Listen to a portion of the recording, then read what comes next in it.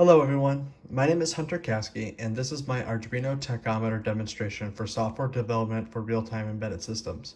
As for hardware, I'm using the Arduino Mega 2560 with three main circuit components attached to it.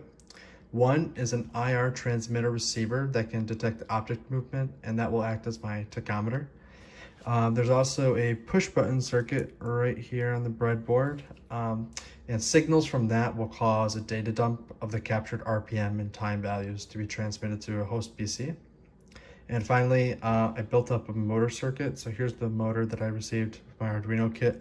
I attached a little piece of cardboard wrapped with electrical tape, to the end of it to act as kind of like a fan for measuring the RPMs. And then see here we have the whole circuit. That'll be documented later on. As for software, I used a round robin with interrupt architecture when writing the controller software that's going to be running on the Arduino. There's three main interrupts. One is going to be the detection from the IR photoresistor. Two will be the falling edge detection on the push button. And three, I programmed an internal clocked interrupt that triggers at a rate of 1 Hertz.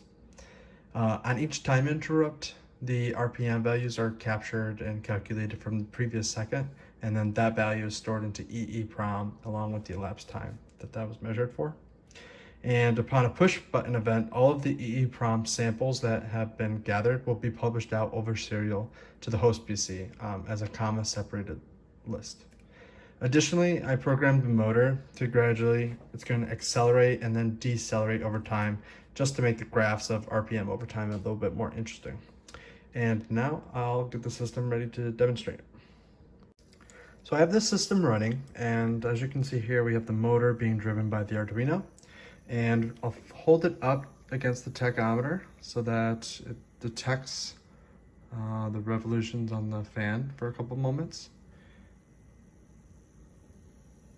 Should be good. And now, as you can see here on the serial output, it had captured like motor speed, elapsed time, and RPMs. And those are the data points that are going to be transferred over. So now, if I push the push button, it transmits all of that data that was just collected over serial. So there's the RPM and time values from when I just held it up. And one last thing is I programmed my previous capture into Excel just to see the RPM over time values. And here you can see the gradual rise and fall that matches the acceleration and deceleration of the motor. And that's it for my completed tachometer project. Thank you for watching.